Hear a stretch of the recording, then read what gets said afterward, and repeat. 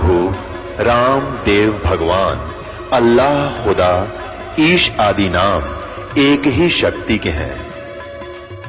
वो कैसा है, कहां है, कैसे मिलता है, किसने देखा है? ये प्रश्नवाचक चिन्ह पूर्ण रूप से हटाने के लिए अवश्य सुनिए जगत गुरु तत्वदर्शी संत रामपाल जी महाराज के अमृत वचन, सर्व पवित्र धर्मों के पवित्र शास्त्रों के आधार पर। ओम से कौन सी गति होती है? ब्रह्मलोक प्राप्ति होती है। ब्रह्मलोक में गए हुए प्राणी भी वापस आते हैं। 8वें अध्याय के 16वें श्लोक में लिखा है। और गीता ज्ञानदाता 2 अध्याय के 12वें श्लोक में, 4थे अध्याय के 5वें और 9वें श्लोक में, 10वें अध्याय के 2 श्लोक में गीता जी में कहता है, अर्जुन तेरे और मेरे बहुत जन्म हो चुके हैं, तू नहीं जानता मैं जानता हूं। तो इसी सिद्ध है कि ब्रह्म का मंत्र का जाप करने वाले भी जन्म मृत्यु के दीर्घ रोग में ही ग्रस्त रहते हैं। फिर 17वें अध्याय के 23वें श्लोक में बताया कि वो सच्चिदानंद घन ब्रह्म की साधना। कौन से सच्चिदानंद घन ब्रह्म? 8वें अध्याय के प्रथम मंत्र में अर्जुन ने पूछा कि हे प्रभु, आपने 7वें अध्याय के 29वें श्लोक में जिस तत्ब्रह्म के बारे में कहा है कि उस तत्ब्रह्म को जानकर, सारे अध्यात्म ज्ञान को जानकर और सभी कर्मों से परिचित व्यक्ति केवल जरा और मरण से छूटने का ही प्रयत्न करता है। जरा माने बुढ़ापा और मरण माने मृत्यु। तो 8वें अध्याय के प्रथम श्लोक में पूछा, फिर किम तत्ब्रह्म, वो तत्ब्रह्म क्या है, अध्यात्म क्या है और ये कर्म क्या है? 8वें अध्याय के 3 श्लोक में गीता ज्ञानदाता ने कहा वो परम अक्षर ब्रह्म है। वो गीता ज्ञान दाता से अन्य है।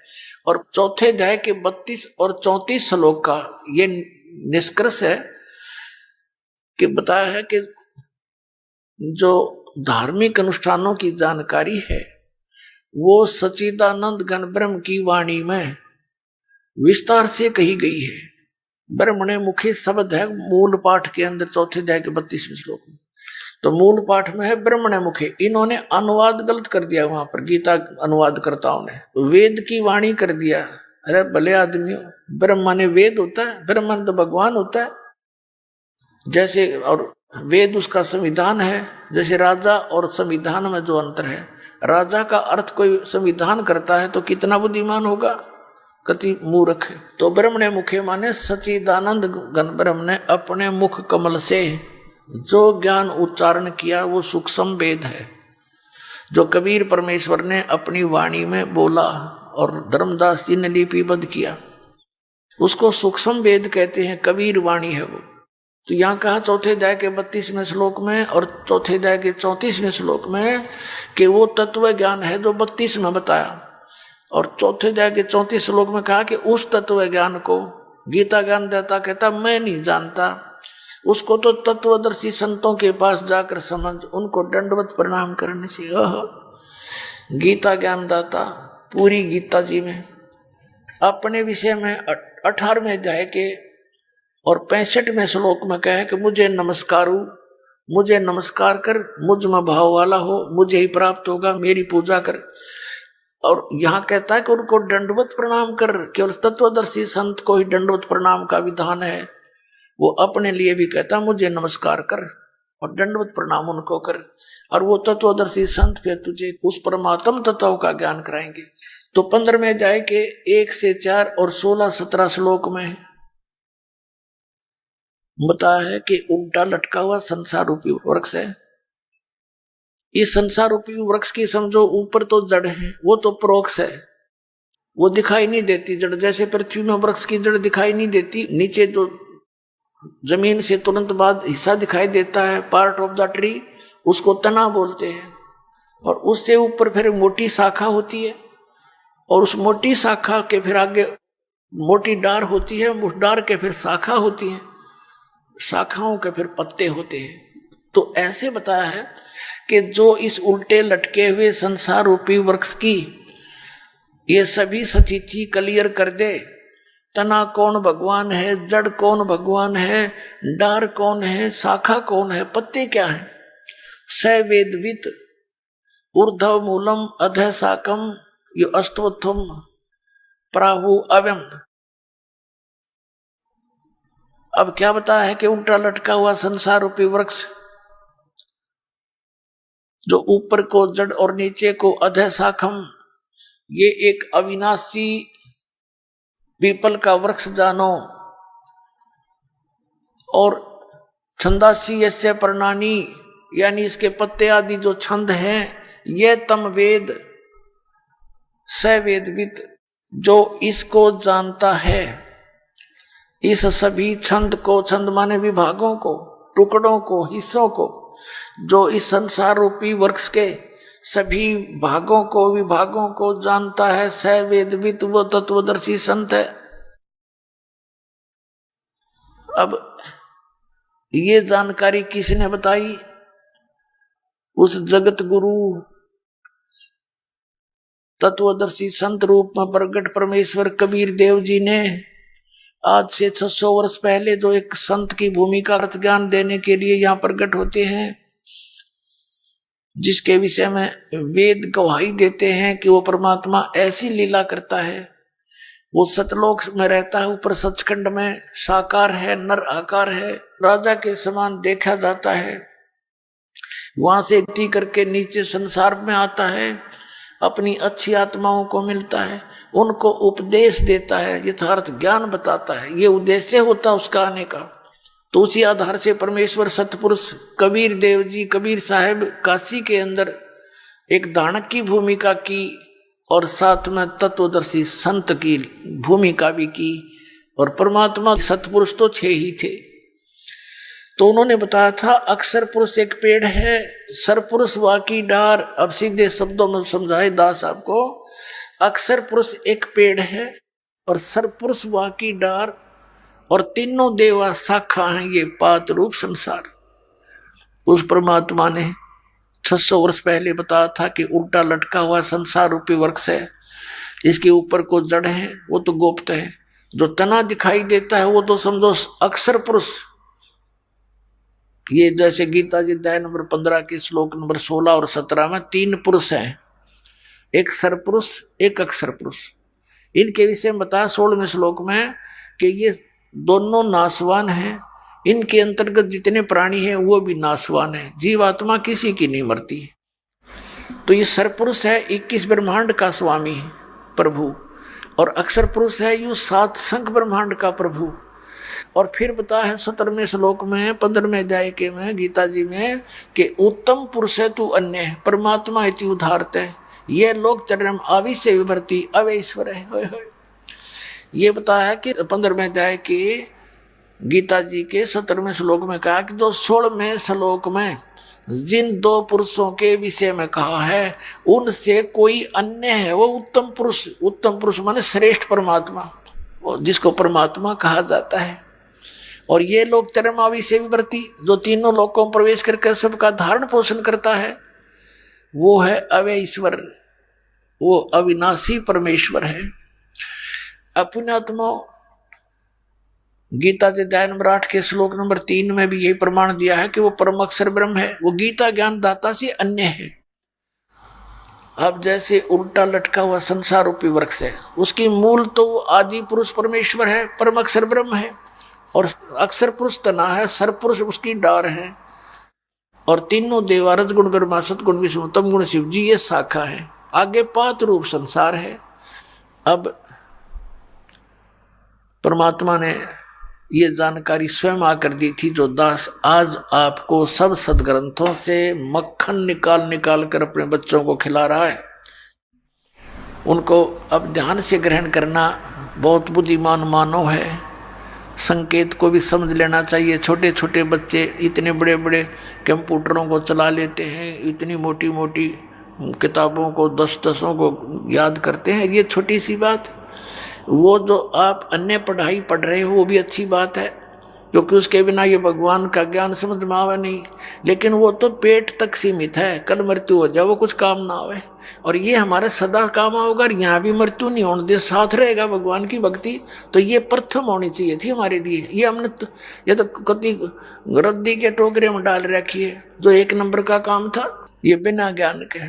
अब उस परमात्मा ने बताया है इसमें एक तो ये कंसेप्ट क्लियर कर दिया कि तत्वदर्शी संत की क्या पहचान है। जो उल्टे लटके हुए संसार रूपी वृक्ष के सभी छंद विभाग बता देगा। सवेदविद, वो वेद के तात्पर्य को सही जानता है, वो तत्वदर्शी संत है।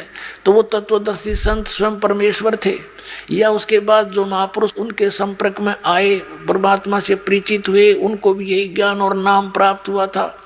वो कौन कौन महापुरुष हैं जो दास के नोटिस में है, नॉलेज में है? आदरणीय धर्मदास साहिब जी, आदरणीय मुल्कदास साहिब जी, आदरणीय दादू साहिब जी, आदरणीय नानक साहिब जी, आदरणीय गरीबदास साहिब जी, गांव छुड़ानी, जिला जज्जर हरियाणा वाले, आदरणीय घीसा दास साहिब जी, गांव खेखड़ा, जिला मेरठ उत्तर प्रदेश वाले। इनको तो परमात्मा सीधे मिले थे, सचखंड दिखाया था, अपने सतलोक से परिचित कराया। ये वास्तविक नाम उनको दिया कि तुम जाप करो इस मंत्र का, सतनाम का 2 अक्षर के का, और सार नाम भी उनको बताया। लेकिन अभी इसको किसी अन्य को, शेष को नहीं देना, नहीं तो नकली पंथों का ये हाथ लग गया तो बात बिगड़ जाएगी। मेरा प्रोमिस है इसके साथ, काल के साथ के पिछली पीढ़ी में मैं हंस ले जाऊंगा, और बीच में अगर तुमने ये डिस्क्लोज कर दिया तो ये काल के दूत भी यही मंत्र दिया करेंगे। ये अधिकारी है नहीं, इससे कोई लाभ नहीं होना इन प्यारी आत्माओं को। ये भी ये सोचेंगे हमारे गुरुजी भी वही साधना देते हैं। अन अधिकारी से प्राप्त मंत्र का लाभ जाप करने से भी यूजलेस है, कोई लाभ नहीं होगा। जैसे कोई ड्राइविंग लाइसेंस ले लो, एक छोटी सी बात है, ये चालक परिणाम पत्र, ये भी अगर डुप्लीकेट हो ना, जो पकड़ा जाएगा, किसी दिन दुर्घटना हो जा इत्तेफाक से, फिर वहाँ चेक होएगा कि डुप्लीकेट लाइसेंस था, सीधी सजा है, उसकी डबल सजा। तो इसी प्रकार इन नकलियों से डुप्लीकेट लाइसेंस भी अगर बनवा लिया जाए, यानी नाम ले लिया, तो भी अनधिकारी होने से फिर आगे मार पड़ती इनके ऊपर। तो इसलिए उनको कह दिया था भी जिक्र नहीं करना। तो या तो परमात्मा आए थे 600 वर्ष पहले, और या इस दास को अलाउड कर दिया कि इसको सार्वजनिक करो, और ये दास भेज दिया तत्वदर्शी संत बनाकर उस परम पिता कबीर भगवान ने। अब इस दास पर रहम किया परमात्मा ने आपके लिए कि अब खोल दे सारे पिटारे को, खजाना खोल दे मेरे बच्चों के सामने।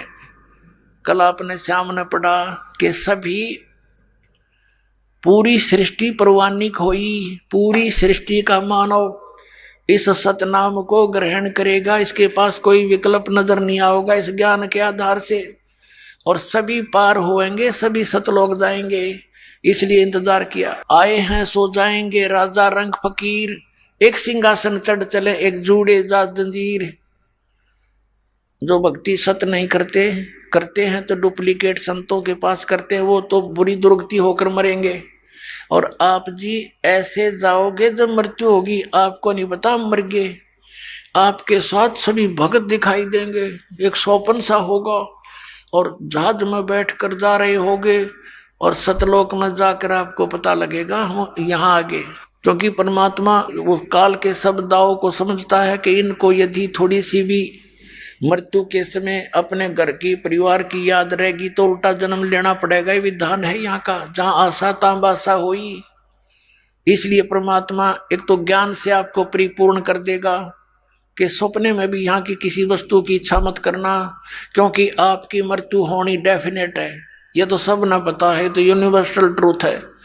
और जब आपकी मृत्यु होगी तो आपका जन्म इस घर में तो हो नहीं सकता, और हो गया तो अन्य रूप में होगा। फिर आपको यहाँ मिलेगा क्या? मान लो पशु बन गया, पक्षी बन गया, तो उन्हें जूते खाने हैं। तो अब अपने बच्चों का करके परवरिश, इनको नाम पर लाओ, ये भी भगवान हवाला हो गए, भी इनकी रक्षक आप होगा परमात्मा। हम रक्षा कितनी कर सकते हैं अपने बच्चों की? बच्चा स्कूल में गया है, हम घर बैठे, हम क्या रक्षा करेंगे उनकी? रास्ते में दुर्घटना हो जाए, कोई और भी अटैक हो जाए बीमारी का, तो वो मालिक से जोड़ देने से वो परमात्मा अपने बच्चे के ऊपर कवच डाल देता है, कवच। तो जिस कार्य को जीव नहीं कर सकता पीव किया करते हैं, तो हम पीव की शरण लेंगे सब। तो फिर अपना या मन से हटा ले कति के भगवान सपने में भी ना दोबारा जन्म हो जाए ऐसे गंदे लोक में। अब पुणात्मा हम फिर उसी प्रसंग पर आते हैं। इसमें ये पहचान भी बताई है परमात्मा ने। अब इस दास को दिया हुआ ज्ञान 600 वर्ष पहले अपनी अमृतवाणी में लिखा हुआ था, और परमात्मा ने कहा था धर्मदास तो लाख दुहाई, ये मूल ज्ञानी बकित बार न जाई। मूल ज्ञान बार जो पढ़ी बिचली पीढ़ी हंसनी तरही, और इस मूल ज्ञान को तब तक छुपाई जब तक ये द्वादश पंथ ना मिट जाई। अब ये सारे पंथ मुरझा जाएंगे, ये कति खत्म हो जाएंगे। राधा स्वामी, धन धन सतगुरु, जय गुरुदेव पंथ, ब्रह्मा कुमारी और ये निरंकारी, ये सारे देखना, सतपाल का पंथ, ये सुधांशु का पंथ, ये ब्रह्मा विष्णु महेश को ये सर्वशक्तिमान बताते हैं, आसाराम जैसे ये बेकारी दुनिया को। अब ये कति खत्म हो जाएंगे। कैसे होंगे? जैसे पहले हम किसान परिवार में जन्म था दास का, खेतों में देखा करते थे, वर्षा होती थी, कहीं पर आम के पौधे उग जाते थे, कहीं पर नीम के, तो हम कहीं कहीं से उनको निकाल लाते थे जमीन से अपने खेतों में लगाने के उद्देश्य से। तो किसी की निकालते समय मिट्टी हटगी, जड़ दिखाई देगी, तो दूसरा साथी यूं कहा करता, तेरा पौधा ना जामे भी नहीं लगेगा। क्यों? कि इसकी जड़ राम ने देख ली, इसकी जड़ राम ने देख ली, यानी मिट्टी हटगी और साफ होगी, दोबारा लाया करते, संभाला करते, पानी पात डालना नहीं पाते थे, तो वो सूख जाया करते थे। लगाते अवश्य थे उनको, वो सूख जाते थे। तो इन सभी पंथों की जड़ दास ने राम को दिखा दी, यानी थारे ताई दिखा दी। अब ये सारे मुरझा जाएंगे, कुछ दिनों में देख लियो, टोल के टोल आवेंगे, नो झुंड के झुंड रोते आया करेंगे।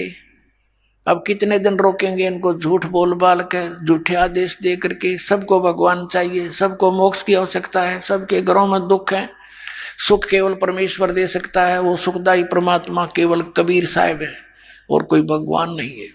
अब प्रसंग चल रहा है कि इसमें एक पहचान बताई है कि उल्टे लटके संसार रूपी वृक्ष के सभी भाग बता देगा, वो तत्वदर्शी संत है। फिर 15वें अध्याय के 4थे श्लोक में कहा कि तत्वदर्शी संत की प्राप्ति के उपरांत परमेश्वर के उस परम पद की खोज करनी चाहिए, जहां जाने के बाद साधक फिर लौटकर कभी संसार में नहीं आता। ये है वो पूर्ण मोक्ष, और उसी की भक्ति करो, और की नहीं। गीता ज्ञानदाता स्वयं कहता, अपनी भक्ति को भी रिजेक्ट करता है कि उसी की साधना करो। फिर 15वें अध्याय के 17वें श्लोक में बताया कि उत्तम पुरुष तो अन्य है, जो 16वें श्लोक में सर्व पुरुष और अक्षर पुरुष के विषय में जानकारी है, उनसे भी अन्य है वो परमात्मा, और उस तीनों लोक में प्रवेश करके सबका धारण पोषण करता है। यानी पूरे के पूरे वृक्ष को जड़ से आहार मिलता है, जो टहनियों तक जाता है और पत्तों तक। तो इसी प्रकार सबका पोषण करने वाला मूल है, वो जड़ है वृक्ष की। तो मूल परमात्मा सतपुरुष है, वो कबीर देव है। उस कबीर परमेश्वर से ही सब पूरे ब्रह्मांडों को आहार मिलता है, उसी से ये सब अपनी कर्म वर्क डन सभी वहीं से मिलता है, और सभी का वो एकमात्र दाता है। अब प्रसंग चल रहा है कि 8वें अध्याय के एक में अर्जुन ने प्रश्न किया, उसका उत्तर दिया 8वें अध्याय के 3रे श्लोक में। अर्जुन ने पूछा, किम तत्ब्रह्म, जो आपने 7वें अध्याय के 29वें श्लोक में बताया गीता में कि उस तत्ब्रह्म को जानकर केवल प्राणी जरा मरण से ही छूटने का प्रयत्न करता, यहाँ की किसी वस्तु में इच्छा नहीं रखता। वो किम तत्ब्रह्म 8वें अध्याय के 3रे श्लोक में कहा है कि वो परम अक्षर ब्रह्म है। अब 15वें अध्याय के 17वें श्लोक में वो ब्रह्म की तरफ कहा है। 8वें अध्याय के 13वें श्लोक में गीता ज्ञानदाता कहता, मेरा तो केवल एक ओम अक्षर है, नथिंग एल्स। फिर 17वें अध्याय के 23वें श्लोक में बताया है कि उस परम अक्षर ब्रह्म के पाने का ओम तत्सत इति निर्देश ब्रह्मण त्रिविध समर्थ है। उस सच्चिदानंद घन ब्रह्म यानी परम अक्षर ब्रह्म की साधना का, उसके पाने का ये ओम तत्सत केवल यही मंत्र है, नथिंग एल्स। और इसकी 3 त्रिविध समर्थ है, ये 3 प्रकार से सिमरण विधि है इसकी। और इस दास के अतिरिक्त 21 ब्रह्मांड में इस नाम से परिचित नहीं है कोई प्राणी। तो कितने संत पड़े फिरते नकली, इनके पास खक नहीं है, ये समाज के जीवन नाशक है। जिनके पास ये सतनाम और सारनाम है, ये 3 मंत्र का नहीं है, तो साधना भी व्यर्थ है। तो इसमें जैसे आपको बताया, एक साधना होती है, एक पूजा होती है। हम पूजा करते हैं मूल की, हम पूजा करते हैं उस परम पिता परमेश्वर सत्य पुरुष की, कबीर देव की, यानी संसार रूपी वृक्ष के जड़ की सिंचाई करते हैं, पूजा करते हैं, सेवा करते हैं। इससे हमें सर्व लाभ होंगे। और ये लाभ देगा कौन हमें? ये ब्रह्मा विष्णु महेश देंगे। जैसे किसी को पता हुआ कि मैंने सेब खाना है, तो सेब मिल रहा है कैसे? ये तो पता लग गया मार्केट में है, मार्केट में घूमे जाओ और देखा सेब ने, मिल नहीं सकता। आपकी जेब में पैसे हों, इतने पैसे हों जिससे सेब मिले, आम मिले, तो उसके लिए प्रोसीजर क्या है? उसके लिए मजदूरी करनी पड़ेगी आपने। वो मजदूरी साधना है और पूजा आम खाने की है, यानी सेब प्राप्ति है। सेब की पूजा कर रहे हैं हम और साधना कर रहे हैं मजदूरी। वहां से पैसे मिलेंगे, जाओ मंडी में, अल्लाह भाई सेब दे, पैसे दे, सेब लो। तो ऐसे हम इस 3 मंत्र की जो जाप है या मजदूरी है, ये जाप करना है। और पूजा हम सतपुरुष पाने की, सतलोक में जाने की, वो पूजा है हमारी। तो ये पूजा नहीं इनकी। अब गीता अध्याय नंबर 8 के श्लोक नंबर 5 और 7 में गीता ज्ञानदाता कहता है, मेरी भक्ति कर, मुझे ही प्राप्त होगा। युद्ध भी कर, युद्ध से भयंकर और बुरा काम कोई नहीं, सबसे घटिया अशांतिदायक। और कहते हैं युद्ध भी करना पड़ेगा, मेरी शरण में रहेगा तो भाई। और मेरा ओम नाम है, 8वें अध्याय के 13वें श्लोक में बता दिया। और मेरे ही पास रहेगा तो मेरी साधना कर, मुझे ही प्राप्त होगा। युद्ध तो करना पड़ेगा, शांति नहीं। फिर इसलिए 8वें अध्याय के 6ठे श्लोक में कहा कि अर्जुन, ये नियम है, अंत समय में जो जिसके भी भाव में भावित रहता है उसी को प्राप्त होता है। इसी सूक्ष्म वेद में परमेश्वर ने कहा कि जहां आशा ता बासा होई और मन कर्म वचन सुमरियो सोई। अब जैसे ब्रह्म आस्था रहेगी तो ब्रह्म के पास चले जाएंगे, देवताओं में आस्था रहेगी तो देवताओं के पास चले जाओगे, भूतों में आस्था पूजा करी तो भूतों के पास पहुंच जाओगे। तो ऐसे बताया है। फिर बताया है 8वें अध्याय के 8, 9, 10 श्लोक में कि उस परम अक्षर ब्रह्म की साधना करेगा तो उसको प्राप्त होगा। उस भक्ति की शक्ति से उस परम दिव्य पुरुष यानी परम अक्षर ब्रह्म सतपुरुष को प्राप्त होगा। उसके नाम की साधना करने से, वो नाम बता दिया 17वें अध्याय के 23वें श्लोक में, उसके पाने का तो यू ओम भी उसके अंदर इंक्लूड है, मेरे वाला भी। ये साधना है उसके पाने की, या मजदूरी है उस आम के खाने की। ये पूजा नहीं है, इन मंत्रों की पूजा नहीं करे, ये तो हमारी मजदूरी है। ये तो बोक की और पाइप है, जिसने ठोक ठोक का पानी तक पहुंचावांगे और हैंडपंप लगा कर अपना पानी पीवांगे। ये तो विधि है इसको पाने की। अब ये है वो तरीका परमेश्वर के पाने का, उस जल पानी नीर को पाने का, अकाल मूर्त सब स्वरूपी राम को पाने का। अब प्रसंग ये भी चला था कि हम एक सह परिवार में रह रहे हैं, ये हमारी ज्वाइंट फैमिली है और इसमें हम सबका आदर सत्कार करेंगे, लेकिन पूजा अपने पति की करेंगे। फिर क्या बताया कि एक के साथ सब सद है, हम एक की पूजा करेंगे, जड़ की, मूल की, उसके साधने से, उसकी साधना करने से सब सद है। ये सारा पौधा पेड़ बनकर हमें फल फूल से लदपद हो जाएगा।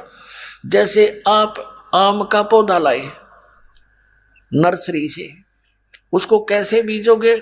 गड्ढा बनाओ जमीन में और उसकी जड़ को जमीन में गाड़ो और फिर उस जड़ की पूजा शुरू करो, सिंचाई शुरू कर दो, तो धीरे धीरे धीरे धीरे पौधा पेड़ बन जाएगा। और पेड़ के फिर बताई परमात्मा ने कि अक्षर पुरुष एक पेड़ है, तना जो बाहर दिखाई देता है वो पूरा वृक्ष है। अक्षर पुरुष एक पेड़ है, निरंजन वा की डार यानी सर पुरुष वा की डार, और तीनों देवा शाखा हैं ये पात रूप संसार। ये देखिएगा गीता जी अध्याय नंबर 15 का श्लोक नंबर 1 से 4 और 16, 17 का एक निर्णायक ज्ञान है जो इस चित्र से आसानी से समझ में आएगा, आपको आसानी से समझ में आएगा आपके। अब देखिएगा ये है पूरा संसार रूपी वृक्ष, और ये जो जमीन से बाहर दिखाई देता है ये समझो आपने पेड़ दिखाई दे रहा है, तो अक्षर पुरुष ये परब्रह्म कहलाता है। ये तो समझो तना है, और ये सरपुरुष वा की डार, ज्योति निरंजन जिसे कहते हैं, सरपुरुष वा की डार, और तीनों देवा शाखा हैं। ओए होए, ये तीनों देवा शाखा हैं, ये पात्र रूप संसार है। रजगुण ब्रह्मा, सतगुण विष्णु, तम गुण शिव जी। तो ये शाखा है संसार रूपी वृक्ष की, और ये पात रूप संसार, हम यहाँ पर आगे हैं इससे। और ये मूल कौन है? ये परम अक्षर ब्रह्म है, ये पूर्ण ब्रह्म है, सतपुरुष है, परम अक्षर ब्रह्म है, ये कबीर देव है, कबीर साहब है। अब यहां देखिएगा इसके, ये परम अक्षर ब्रह्म है, पूर्ण ब्रह्म, इसको परमेश्वर कहो, परम अक्षर ब्रह्म कहो। ये जड़ पूरे संसार का मूल है, जिससे सबको आहार प्राप्त होता है।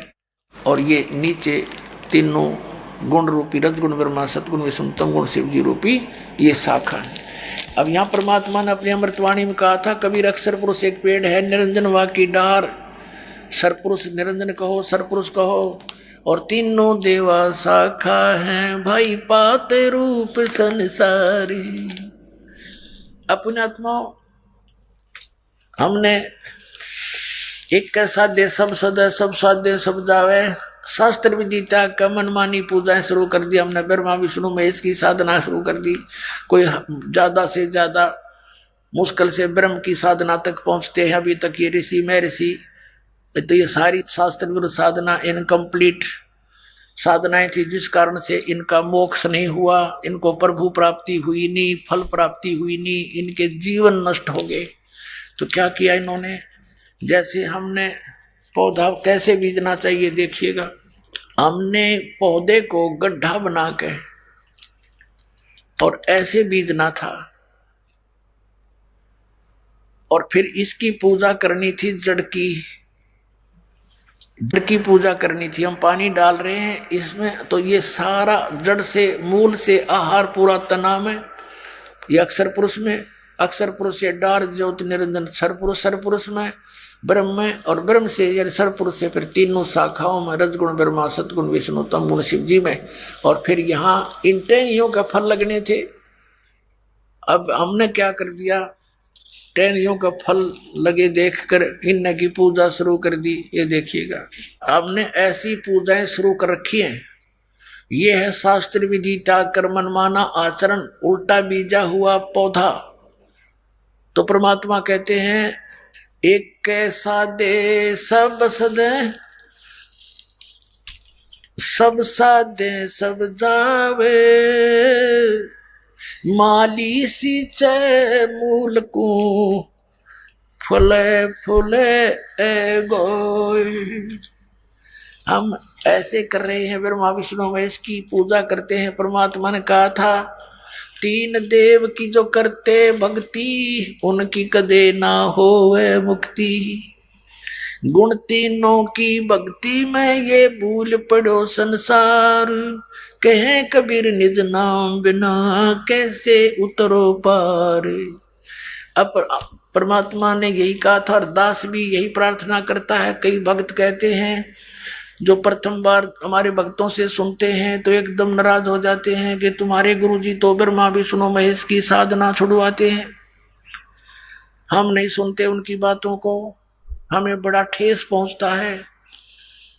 भले पुरुषों, पूरा ज्ञान सुनो, अच्छा लगे तो ग्रहण करो। एक सेंटेंस सुन लेने से पूरा कंप्लीट ज्ञान नहीं होता। तो इस प्रकार दास क्या कहता है कि तुम इस ब्रह्मा विष्णु महेश की पूजा करते हो, टहनियों की पूजा कर रहे हो, जिस कारण से आपका भक्ति रूपी पौधा सूख गया, कोई लाभ आपको प्राप्त नहीं होता। ये दास क्या कहता है, किसी को छोड़ना नहीं।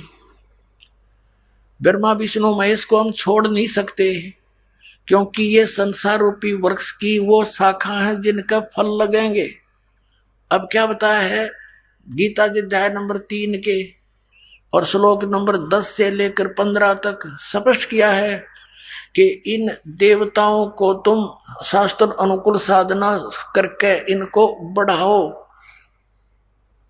और यज्ञ धार्मिक अनुष्ठान करो।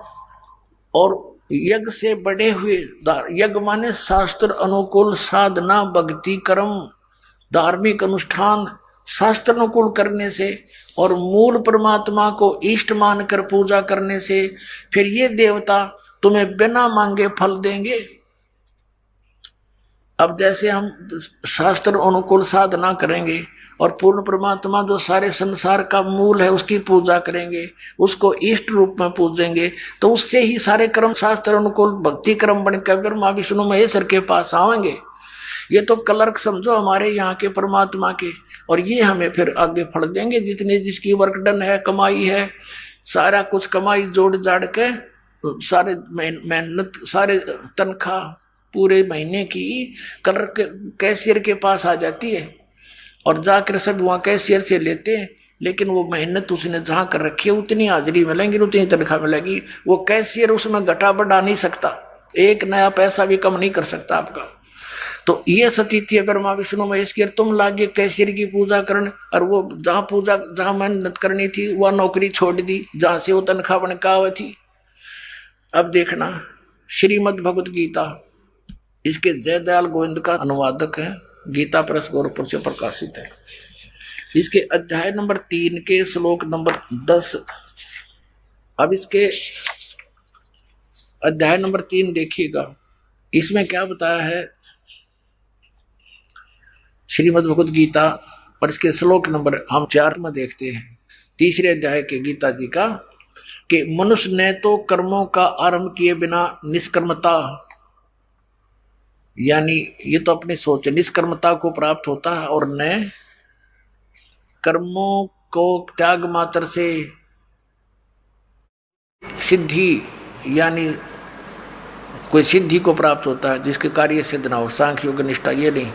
5वें में क्या कहा है कि निसंदेह कोई भी मनुष्य किसी भी काल में क्षण मात्र भी बिना कर्म किए नहीं रहता, क्योंकि सारा मनुष्य समुदाय प्रकृति जनित गुणों द्वारा परवश हुआ कर्म करने के लिए बाध्य किया जाता है। अब 6 में क्या कहा है, जो मूढ़ बुद्धि मनुष्य समस्त इंद्रियों को हठ पूर्वक ऊपर से रोककर मन से इंद्रियों के विषयों को चिंतन करता रहता है, वह मिथ्याचारी दम्भी कहता है।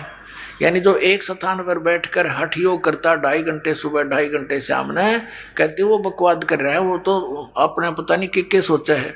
ये कभी हो ही नहीं सकता कि यहाँ कोई ऐसी कोई साधना से करके सफल हुआ हो। आगे देखो 7वें में, वो तो पाखंडी कहा जाता है। किंतु ये अर्जुन जो मन से इंद्रियों को वश में करके अनासक्त हुआ, समस्त इंद्रियों द्वारा कर्म योग का आचरण करता हुआ, यानी काम करते करते और मन में रोक के बकवादा में ना ला के भक्ति करे, कर्म योग यानी काम करते करते साधना करना, नॉन एज कर्म योग आचरण करता हुआ श्रेष्ठ है।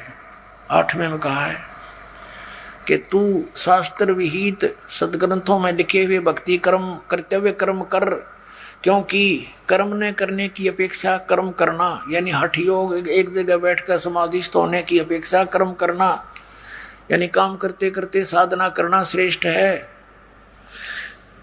तथा कर्म न करने से तेरा निर्वाह भी तो नहीं सिद्ध होगा, तेरा पेट कैसे पड़ेगा जब तू एक जगह बैठ के हठ योग करता रहा।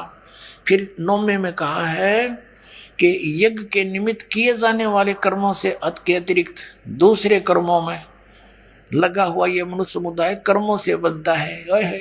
कहते शास्त्र अनुकूल साधना छोड़ के अन्य जो कर्म किए जाते हैं वो उनमें पाप होते हैं नरे, और उनके कारण फिर कर्मों के बंधन से बंधता चला जाता है। इसलिए अर्जुन आसक्ति से रहित होकर उस यज्ञ के निमित्त कर्तव्य कर्म कर, यानी कर्ण योग्य शास्त्र अनुकूल साधना कर। आगे देखो अब 10वें में क्या कहा है कि शास्त्र विधि अनुकूल साधना करने वाले के विषय में कहा कि प्रजापति ब्रह्मा ने कल्प के आदि में यज्ञ सहित प्रजाओं को रचकर कहा था, तुम लोग इस यज्ञ के द्वारा, यज्ञ माने धार्मिक शास्त्र अनुकूल साधना, धार्मिक अनुष्ठानों के द्वारा वृद्धि के प्राप्त हो, तुम्हें भी लाभ मिलेगा यथार्थ, और यह यज्ञ तुम लोगों को इच्छित भोग देने वाला होगा शास्त्र अनुकूल साधना। 11वें में कहा है कि इस यज्ञ के द्वारा देवताओं को उन्नत करो और वो देवता तुम लोगों को उन्नत करें। इस प्रकार निस्वार्थ भाव से एक दूसरे को उन्नत करते हुए तुम लोग परम कल्याण को प्राप्त हो जाओगे। फिर 12वें में कहा है कि यज्ञ के द्वारा बढ़ाए हुए देवता, यज्ञ के द्वारा बढ़ाए हुए देवता तुम लोगों को बिना मांगे ही इच्छित भोग निश्चय ही देते रहेंगे। और इस प्रकार उन देवताओं के द्वारा दिए हुए भोगों को जो पुरुष इनको बिना दिए यानी शुभ कर्मों से प्राप्त शास्त्रों को साधना से प्राप्त धन का आगे फिर भक्ति में नहीं धर्म नहीं करता तो बिना दिए ही तो स्वयं ही भोगता है, वह तो चोर ही है, सतेन है। अब फिर आगे निष्कर्ष बताता हूं, थोड़ा फिर क्लियर करेंगे। 13वां है, यज्ञ से बचे हुए अन्न को खाने वाले श्रेष्ठ पुरुष सब पापों से मुक्त हो जाते हैं। जो पापी लोग यानी जो साधना नहीं करते, दान धर्म नहीं करते, वे अपना शरीर पोषण के लिए ये अन्न पकाते हैं, वे तो पाप को ही खाते हैं। अब 14 और 15 में क्या स्पष्ट किया है, यहां लिखा है, ये 14 और 15 इकट्ठा ही है। संपूर्ण प्राणी अन्न से उत्पन्न होते हैं। अन्न की उत्पत्ति वृष्टि यानी वर्षा से होती है, वर्षा यज्ञों से होती है, और यज्ञ शास्त्र विहित कर्मों से उत्पन्न होने वाले हैं, यानी शास्त्र अनुकूल साधनाओं से सही भक्ति कर्म बनते हैं। और कर्म समुदाय को कर्म को ब्रह्मो उद्भव, इन्होंने ब्रह्म का अर्थ वेद कर दिया, उद्भव माने उत्पन्न। यहाँ लिखना था ये कर्म हम काल के लोक में ब्रह्म के लोक में फंसे तो हमने ये कर्म करने पड़े, इनके बिना मोक्ष और साधना नहीं बन सकती।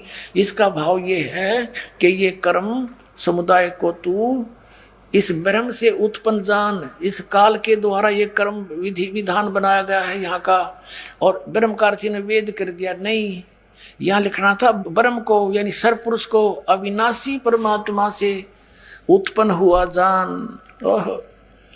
अक्षरम अक्षर उद्भवम, यानी इस ब्रह्म को, ये गलत लिखा है इन्होंने, ब्रह्म लिखना था, ब्रह्म को सर्वपुरुष को अविनाशी परमात्मा से उत्पन्न हुआ जान।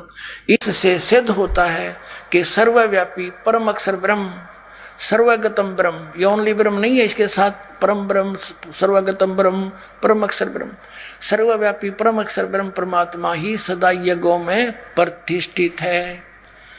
सभी यज्ञों में वो परम अक्षर ब्रह्म ही इष्ट रूप में पूज्य है, सबका वही प्रतिष्ठित है, पूज्य है। अब ये दास आपको फिर बताएगा, इसको जब समझ में आओगी, क्योंकि आप विद्यार्थी हो, ये दास इसका आध्यात्मिक टीचर है। और टीचर वही होता है जो बच्चों को उंगलियां पे गिनवा दे और पूरा सिलेबस याद करा दे। सिलेबस से बाहर जो पढ़ाता वो उनका नाशक है जीवन का। अब आपने देखा कि संसार रूपी वृक्ष की हम जड़ की पूजा करेंगे तो बड़े होगा पेड़, बड़ा होकर टहनिया का फल लगेंगे, तीनों देवताओं के, रजगुण ब्रह्मा, सतगुण विष्णु, तमगुण शिव जी के। अब इसमें क्या बताया है 3 अध्याय में 10वें 11वें श्लोक में कि तुम शास्त्र अनुकूल साधना करो जिससे तुम्हें बहुत लाभ मिलेगा, और उस यज्ञ के द्वारा बढ़े हुए देवता शास्त्र अनुकूल साधना से मूल की पूजा करने से, परम अक्षर ब्रह्म को इष्ट रूप में पूजा करने से, वो संसार रूपी वृक्ष के बढ़े हुए देवता यानी बड़े होकर के टहनी बने हुए बड़े बड़े बढ़कर वो फिर तुम्हें बिना मांगे ही इच्छित भोग देते रहेंगे। अब ये निष्कर्ष आपके समझ में आया, क्योंकि वो परम अक्षर ब्रह्म, सर्वगतम ब्रह्म, सर्वव्यापी परमात्मा, सबका मालिक, सबके ऊपर वो कंट्रोलर, उसकी वो सभी धार्मिक अनुष्ठानों में वो ही प्रतिष्ठित है, यानी वही आदरणीय है, वही पूज्य है, उसी की पूजा करो। और उसकी मूल रूपी संसार रूपी वृक्ष के मूल की जो मूल है उसकी पूजा करने से ये तीनों गुण रूपी देवता, बढ़े हुए देवता, ये शाखा बड़ी होकर के आपको बिना मांगे फल देंगे। अब जैसे हमने ये पौधा बोया, देखिएगा, ये शास्त्र अनुसार साधना हमने की, ये इसी पूजा की तो क्या होगा, ये पेड़ बड़ा होगा, फिर ये पेड़ बन जाएगा, ऐसे ये पेड़ बन गया। अब यहाँ ये बढ़े हुए देवता, ये यज्ञ से शास्त्र अनुकूल साधना से पूजा से बढ़े हुए देवता, ये बिना मांगे इच्छित भोग तुम्हें देते रहेंगे। जब हम शास्त्र अनुकूल साधना करेंगे, आपके भक्ति क्रम बनकर ब्रह्मा विष्णु महेश के पास आएंगे, क्योंकि यहाँ के ये कैसी रस्म, तो फिर ये बिना मांगे देंगे, लदपद हो जाएंगे ये शाखाएं, अपने आप तोड़ो और खाओ, खुद भी खर्चो, औरों को भी खिलाओ। अब देखना, फिर एक सेकंड आपको दिखाते हैं। यही गीता, श्रीमद् भगवत गीता, यही 3रा अध्याय हम पढ़ रहे हैं। अब 10वां है कि प्रजापति ब्रह्मा ने कल्प की आदि में यज्ञ सहित प्रजाओं को रचकर उनसे कहा था कि तुम लोग यज्ञ के द्वारा यानी शास्त्र अनुकूल साधना से वृद्धि को प्राप्त हो, अपने शुभ कर्मों को बढ़ाओ, और यह यज्ञ तुम लोगों को इच्छित भोग प्रदान करने वाले हों। ये 5 यज्ञ होती हैं जो दास आपको बताएगा। 11वें में कहा कि इस यज्ञ के द्वारा देवताओं को उन्नत करो, यानी मूल की पूजा करोगे जड़ की, तब वो देवता रजगुण ब्रह्मा सतगुण विष्णु तम गुण शिव जी रूपी शाखा उन्नत होंगे। वे देवता तुमको उन्नत करें, फिर वो तुम्हें फल देंगे। इस प्रकार निस्वार्थ भाव से एक दूसरे को उन्नत करते हुए तुम लोग परम कल्याण को प्राप्त हो जाओगे। 12वें में कहा है यज्ञ के द्वारा बढ़ाए हुए देवता।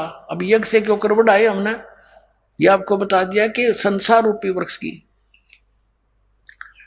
संसार रूपी वृक्ष की यानी पौधा समझो, उस पौधे को पेड़ बनाने के लिए हमने मूल की पूजा की, परम अक्षर ब्रह्म की साधना की, और उसकी पूजा में ये सारा ही प्रोसेस आता है। जैसे आपको बताया कि जैसे हमने आम खाना है, उसके लिए मजदूरी करनी है, चाहे टोकरी मिट्टी डालनी पड़ो, कि तो ईंट भी उठा कर डालनी पड़ेगी, देख वो मसाला भी सिर पे ढोना पड़े, कस्सी से भी कार्य करना पड़े। ये सारा ही मिला करके आम प्राप्त करने का प्रोसेस है। तो ये सारी ही जो साधना मजदूरी है, ये उस परम पिता परमात्मा के पाने की है। तो हम मूल की पूजा कर रहे हैं, उसके लिए ये सब साधनाएं कर रहे हैं, तो फिर ये शास्त्र अनुकूल साधनाएं हैं। इससे फिर ये संसार रूपी वृक्ष की टहनियां शाखा बड़ी बढ़ेंगी, बड़ी हो जाएंगे, पेड़ बन जाएगा। फिर ये बिना मांगे इच्छित भोग तुम्हें देते रहेंगे। ये इसका निष्कर्ष है। आगे देखो, 3रे अध्याय का 12वें श्लोक में कहा कि यज्ञ के द्वारा बढ़ाए हुए देवता तुम लोगों को बिना मांगे ही इच्छित भोग निश्चय ही देते रहेंगे। उन देवताओं के द्वारा दिए हुए भोगों को जो पुरुष उनको बिना दिए यानी फिर साधना में धर्म नहीं लगाता है, बिना दिए ही भोगता, तो वो तो चोर है भगवान का, वो फिर बहुत दुखी होगा। जो दान फिर नहीं करता, शास्त्र अनुकूल साधना नहीं करता। अब फिर क्या बताया कि यह है 3रे अध्याय का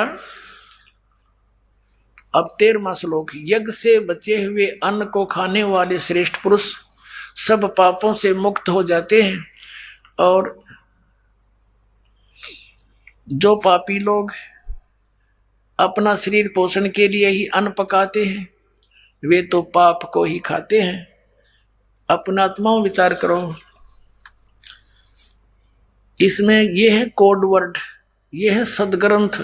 अरे इनको ये नकली संत क्या समझे जी, आज तक नहीं बेरा हमारे पुराणों में गीता में क्या लिखा है, जिसके पास जब तक सृष्टि रचना आपके हृदय में नहीं उतरेगी तब तक आप किसी भी सदग्रंथ को ना समझ सकते और ना ही सुन सकते। अब ये सृष्टि रचना आपको बार बार सुनाई जाती है। वो परमेश्वर ने जिसने सृष्टि रची, कबीर परमेश्वर ने, जुल्हाए धाणक ने काशी में आकर बताई थी, और वो दास आपके सामने बता रहा है। उस परमात्मा के द्वारा बताया गया ज्ञान, दास का अपनी तरफ से कोई योगदान नहीं है, एक शब्द भी अपनी तरफ से नहीं है। अब जैसे ये है शास्त्र अनुकूल साधना, और इसमें आप यहाँ देख रहे हो 500 यज्ञ कराई जाती है आपसे। एक यज्ञ है धर्म की, और दूसरी यज्ञ है ध्यान, तीसरी यज्ञ हवन की, चौथी यज्ञ प्रणाम, और 5वीं यज्ञ ज्ञान की है। तो जो परमात्मा ने विधि बताई थी पुण्यात्माओं 600 वर्ष पहले, वही दास आपके रूबरू करा रहा है। इन नकली संतों ने इस साधना से दूर कर दिया हमारे को, या इन्होंने अपना लोक वेद सुना दिया, तो इनके पास ये यथार्थ मंत्र थे नहीं, सारी साधना नहीं थी। अब जैसे किसी ने तो इस 500 युगों में से एक आवन यज्ञ सेलेक्ट कर ली, और उसी में प्रभु पाकी आचार्य पाकी के घर घर जाकर बठबाड़ कर स्वाहा स्वाहा लोग दिखावा ड्रामा करके हो गया भक्ति। ये तो एक पार्ट है एक राम नाम की गाड़ी में, और एक छोटा सा पार्ट भी ना हो, जैसे 4 पहिए होते हैं, एक व्हील भी ना हो उसमें तो यूजलेस है वो पूरी बनी बनाई गाड़ी। और एक पहिया ने निकाल के कोई घुमा रहा है, हट जा मेरी गाड़ी आ गई हर, तो वो भी मूर्ख है, वो बालक होता है साथ है। तो ये कोई तो एक हवन यज्ञ करे है, कोई केवल किधर जाकर भंडारे करवा देता है, कोई कितना छोटी मोटी कथा वाचन कर देता है। तो ये तो इस प्रकार कोई तो स्टेरिंग काट के ले रहा है क्या गाड़ी, और कोई एक पहिया निकाले फिर इन्हें कोई या कार होगी हैं। तो ये सब पार्ट है उसके, और पार्ट भी ये डुप्लीकेट ले रहे हैं, हमारे पास जेन्युइन पार्ट है सारे। अब राम नाम की गाड़ी बना कर आपको दे दी, और देखियो सतलोक जाकर छोड़ेगी।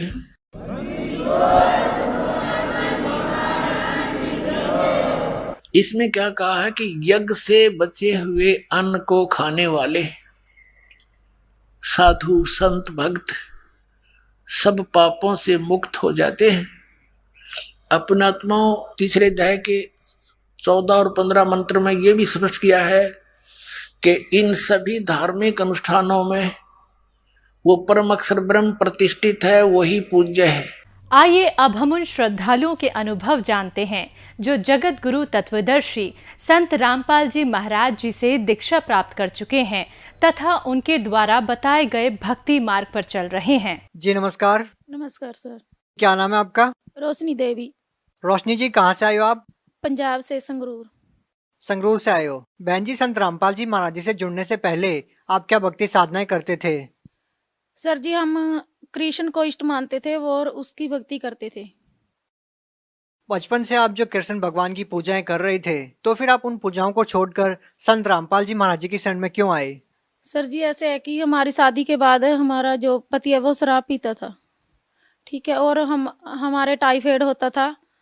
2 महीने 3 महीनों के बाद टाइफाइड जाता ही नहीं था, दवाई खाते थे और जैसे झाड़ फूक वालों के पास ही भी जाते थे पर आराम नहीं होता था। और उसके बाद जैसे बचपन से हमारे माँ बाप भजन भक्ति करते थे, अच्छे थे, वो अच्छी शिक्षा देते थे कि आप झूठ नहीं बोलना और चोरी ठगी नहीं मारना किसी के साथ, आप मेहनत की खाना, ऐसे ही हम करते थे। और फिर भी दुखी थे, हम सोचते थे कि ये कैसा भगवान है कि हम कभी भी किसी का बुरा नहीं चाहते और ना ही चोरी ठगी करते, झूठ भी नहीं बोलते, फिर भी हम दुखी क्यों हैं। इसलिए हम पीछे से जन्म से ही हमारे घर में दुख थे, क्योंकि मेरा जो भाई था वो बीमार था मेरे जन्म से पहले ही उसको प्रेत बाधा भी थी और दिमाग की बीमारी भी थी। वो बहन जी, आपको संत रामपाल जी महाराज जी के बारे में कैसे पता चला? संत रामपाल जी के बारे में हमारा भाई संत रामपाल जी से जुड़े हुए थे। जो भाई है वो बोलता है कि आप संत रामपाल जी से बरवाले जाओ और आशीर्वाद देंगे और आपका टाइफाइड ठीक हो जाएगा। उसने हमें कुछ नहीं बताया कि क्या करना और नाम दीक्षा लेनी है कुछ, बस उसने इतना बताया कि वो आशीर्वाद देंगे। हमें कुछ नहीं पता था कि वह नाम भी मिलता है, क्या होता है क्या नहीं होता। हम बस ऐसे ही उससे कह दिया कि हाँ हमें ले जाना, और हमने अपने पति से बात की कि वो ऐसे कहते हैं। उसने बोला कि आप चले जाना, अगर ठीक होते तो आप चले जाना। और फिर वो शराब तो पीता ही था, एक शराब पीता था और रात को 12-1 बजे ही घर आता था। और हमें टेंशन सी हुई कि हम सुबह कैसे उठेंगे, अभी तक तो वो आए भी नहीं, आके रोटी भी खाएंगे और क्या पता लड़ने बैठ जाएं, ये ऐसे तो 4 बज जाएंगे, हम वहाँ कैसे जाएंगे। तो हमने सोचा कि क्यों ना इस बुक को हमने उठाया। थोड़े से में हमने पीछे से इंटरव्यू पढ़े थे कि ऐसे ऐसे होता है, लोगों को लाभ होता है। तो हमें विश्वास नहीं हुआ था, पर हमने एक सोचा कि क्यों ना हमें गुरुजी से अरदास करें। तो हमने किताब को उठाया और गुरुजी की सामने फोटो थी, उसे प्रार्थना लगाई कि हे गुरुजी, हमने तो आपके पास आना है सुबह, और हम तो हमारे अपने आप ही हमारे मन से निकला कि हम तो सदा के लिए आपके हो जाएंगे और आप हमें कुछ चमत्कार दिखाओ। अपने आप ही निकला, क्योंकि हमें तो पता ही नहीं था विवाह क्या होता है क्या नहीं होता। तो अब भक्त जी आप मानोगे नहीं सर जी, 5 मिनट के बाद उसने मेरे पति ने फोन किया कि रोशनी आप दरवाजा खोलो, मैं घर आ रहा हूँ। तो मैं तो एकदम हैरान हो गई कि इतने 6-7 साल हो गए थे, कभी सीधा भी नहीं बोलता था। जब हम बोलते थे कि आप कब आओगे घर, तो ऐसे ही बोलता कि हम मर नहीं गए, अभी तो जिंदे हैं, आ जाएंगे, आप सो जाओ, हमारी टेंशन मत लो। तो एकदम हमें झटका सा लगा कि कुछ तो है जो 5 मिनट में गुरुजी हमें कभी देखा भी नहीं और हमें कभी सोचा भी नहीं भी क्या है क्या नहीं। तो हमारी सुन ली परमात्मा ने, हम खुश हो गए बहुत ज़्यादा। और वो आ गए और रोटी हमारे साथ झगड़ा भी नहीं किया और आराम से सो गए रोटी खा के। हमने क्या कि हमें सवेरे बरवाड़ा जाना है, कहना कोई ना चले जाना, हम छोड़ आएंगे। फिर हम सुबह उठे और नहाई धोए, हमें स्टेशन पे छोड़ा है। हम ट्रेन से आगे से हमारी भाभी हमारे साथ चली गई बरवाड़ा। और जब हम वहाँ जाके देखा, हम चाहते थे कि ऐसे गुरु होने चाहिए, हमें ऐसे ही गुरु मिले। बहन जी, आपने संत रामपाल जी महाराज जी से नाम दीक्षा कब ली? 2013 11वें महीने की 10 तारीख को। बहन जी, आप संत रामपाल जी महाराज जी से जुड़े अपने दुखों का निवारण करने के लिए। आपके पति नशा करते थे, आपको मारते थे, पीटते थे, तो क्या संत रामपाल जी महाराज जी से नाम दीक्षा लेने के बाद उन दुखों का निवारण हुआ? हाँ जी। क्या क्या लाभ मिले? और हम बीमारी तो हमारी ठीक हो गई थी। जब हम आश्रम में नाम लेके वापस आए तो हम बेड पे ही पड़े रहते थे, काम किया और बेड पर पड़ गए। हमसे काम नहीं बनता था फालतू, बस इतना काम करते थे जितने की जरूरत होती थी। और जब हम आश्रम से वापस आए, हमने उस दिन से आज तक हम बेड की ओर देखते भी नहीं। और अगर हम आराम करना चाहे तब भी नहीं होता। और हमने ऐसे जैसे गुरुजी ने हमें कोई हवा भर दी हो, तो हम ऐसे हौसले के साथ रहने लगे और घर घर जाके कहने लगे कि हमारे गुरुजी इतने अच्छे हैं, वो कोई पखंडबाजी नहीं करवाते। और देखो हम ठीक हो गए एक दिन में ही। भगजी एक दिन में ही हम आके बेड देखा भी नहीं। और हमें इतना लाभ हुआ कि टाइफाइड हमारी दवाई उस टाइम चल रही थी और 2.5 महीने के बाद टीका लगवाना था। हमें टीका लगवाने के नाम लेने के बाद एक टीका लगा हमें, और 8-10 टीके लगवाने थे। हम एक टीका लगवाए, दोबारा हम ना तो टीका लगवाया और ना ही दवाई खाई। आज तक हमने कोई टेस्ट भी नहीं करवाया। 6 साल पूरे हो गए हैं। बहन जी, संत रामपाल जी महाराज जी से जुड़ने के बाद आपको क्या क्या लाभ मिले? एक बार सर जी हम कणक साफ कर रहे थे आटा बनाने के लिए, और हमारे पास हमारा 1 साल का लड़का घूम रहा था। तो पक्का चल रहा था बहुत बड़ा। हमें ध्यान ही दिया कि लड़का हमारे पास है। उसने पक्खे में हाथ दे लिया और इतनी जोर की जैसे कोई रोड़ा कटता है ना, ऐसे आवाज आई। मैंने सोचा रोड़ा पता नहीं किसने फेंक दिया इसमें। और जब हमने पीछे मुड़ के देखा तो मेरा बच्चा था जो 1 साल का, जोर जोर से रोने लग रहा था और हाथ को ऐसे पूरी तरह उसने पकड़ रखा था दूसरे हाथ में। जब हमने देखा कि ये बच्चा, अच्छा, मैंने सोचा कि इसने हाथ दिया है। मैं बहुत घबरा गई कि इसका हाथ कट गया होगा। जब हमने देखा, उस टाइम हमें कोई लाभ हानि का पता नहीं था भगजी। हमने देखा कि बच्चे का हाथ, उसमें तो खरोंच भी नहीं है, और बच्चा इतनी जोर से चलाया जैसे सच में उसने हाथ दिया था। और अगर उसको हाथ नहीं दिया होता तो वो रोता ही नहीं, पर उसने हाथ दिया, उसका हाथ भी आया और पर उसमें खरोंच भी नहीं थी। परमात्मा ने इतनी दया करी कि हमारा बच्चे का हाथ बिल्कुल सही था। क्या आपके जो पति नशा करते थे, क्या उन्होंने नशा छोड़ दिया? हाँ जी, नशा छोड़ दिया। आपको बता रही हूँ सर जी कि एक दिन हमारे साथ आके लड़ने लगा वो, और करीब रात के 1-2 बजे हुए थे। रात को ही आता था वो 1 बजे, और आके लड़ने बैठ गया। बहुत लड़ने लगा कि ऐसे आप कहाँ जाते हो, ऐसे जाते हो, आपके गुरुजी ने क्या किया है। तो हमें पीटने लगे और जो टीवी था वो कहने लगे कि इसको तोड़ दूंगा। तो वो थोड़ी में हमने गुरुजी का जो मंत्र दिए हुए थे वो जाप करना शुरू कर दिया, और वो 5 मिनट के बाद सो गए। मैं ऐसे ही करती थी, जब वो आते थे लड़ने लग जाते थे तो मैं अपने परमात्मा का जाप शुरू कर देती थी। तो उसको बस 1-2 बात ही बोलता था और वो सो जाता था। उस दिन बहुत मेरे साथ लड़ने लगा, और लड़ने लगा तो वो सो गया। और मैं जहाँ पर मैं अपनी जोत बत्ती करती हूँ गुरुजी की, संत रामपाल जी की, तो मैं वहाँ चली गई रात को 1-2 बजे, और मैं बैठकर वहाँ बहुत रोई कि हे परमात्मा, आपने मुझे ठीक कर दिया। मैं तो अपनी बीमारी लेके गई थी। शराब का मुझे है नहीं था कि छोड़ेगा या नहीं छोड़े, मुझे कुछ पता नहीं था मैं अपनी बीमारी की, पर ये तो मुझे बहुत ही दुखी करने लगा है। और हमें भी सुख दो, इसकी शराब भी छुटाओ, नहीं तो परमात्मा अगर आप में शक्ति है तो मुझे मौत दे दो बस, मुझे कुछ चीज की लोड़ नहीं, ना ही मुझे स्वर्ग का पता ही, ना नरक का पता, ना सतलोक का पता, मुझे कुछ पता नहीं है, ना मुझे कुछ भक्ति आती है।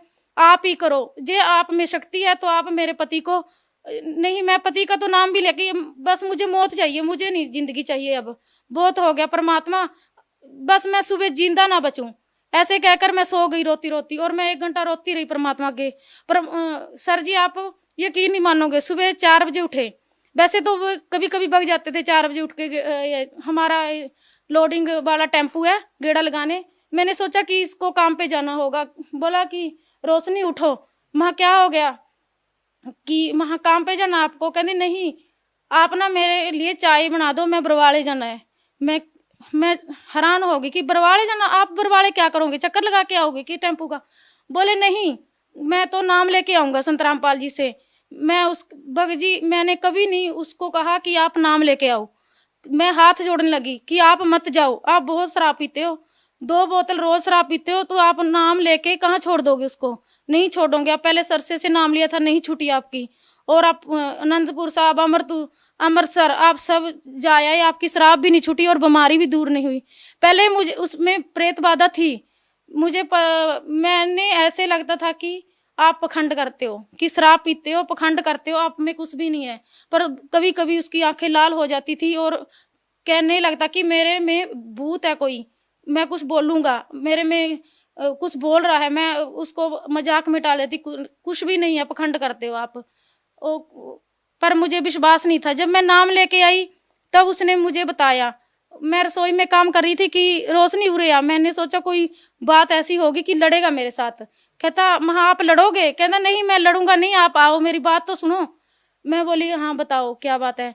कहता आप मेरे में ना आज मैंने देखा कि एक भूत निकला, जो कि मैं 2-3 साल पहले टेम्पू लेकर जा रहा था, रास्ते में किसी की मौत पड़ी थी और मैंने उसको एक साइड में करके अपना टेम्पू निकाल लिया और वो मेरे साथ ही हो लिया था। इसलिए मैं इतनी शराब पीता हूँ, पीने लग जाता हूँ कि 4 बजे बाद मुझे पता ही लगता है भी तू कहाँ जा रहा है कहाँ नहीं। बस शराब के ठेके में 1 बजे तक मुझे उठने नहीं देता था।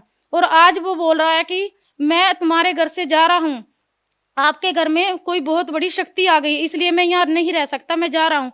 कि सवेरे मेरे घबराहट होना शुरू हो जाती थी। आज मैंने गोली भी नहीं खाई है, 12 बज गए और मेरा शरीर शांत भी लगता है कि वो भूत निकल गया आज। कहता अब मैं दोबारा नहीं आऊँगा और मैं जा रहा हूँ, तुम्हारे घर में शक्ति आ गई। दूसरे तीसरे दिन ही भगजी जब मैं नाम लेके आई थी और फिर वो उस दिन नाम लेके आया तो 7 बजे तक मैं हाथ जोड़ती रही उसके आगे कि बाप मत जाओ, आप मत जाओ कि शराब नहीं छूटेगी।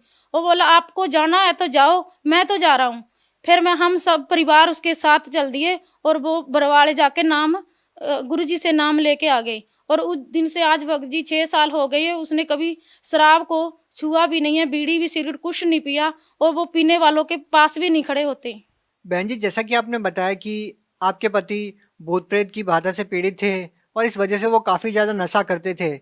नशे की समस्या लगभग आज हिंदुस्तान के हर घर की समस्या है। तो आज भी जो बहनें या जो परिवार संत रामपाल जी महाराज जी से नाम दीक्षा लेगा तो क्या उनका नशा छूट सकता है? पक्का छूटेगा सर जी नशा।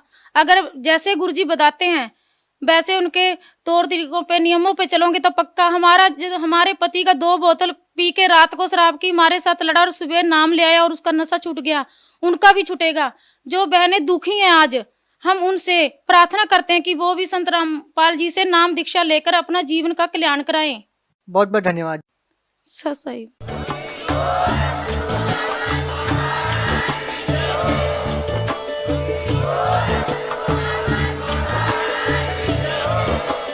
आप सुन रहे थे जगत गुरु तत्वदर्शी संत रामपाल जी महाराज जी के मंगल प्रवचन। अधिक जानकारी के लिए विजिट कीजिए हमारी वेबसाइट www.jagatgururampalji.org। संत रामपाल जी महाराज जी के शुभ आशीर्वाद से पूरे विश्व भर में 500 से भी ज्यादा नाम दीक्षा केंद्र हैं, जिन पर संत रामपाल जी महाराज जी द्वारा ऑनलाइन निशुल्क नाम दीक्षा दी जा रही है। अपने नजदीकी नाम दीक्षा केंद्र का पता करने के लिए संपर्क करें 8222880541।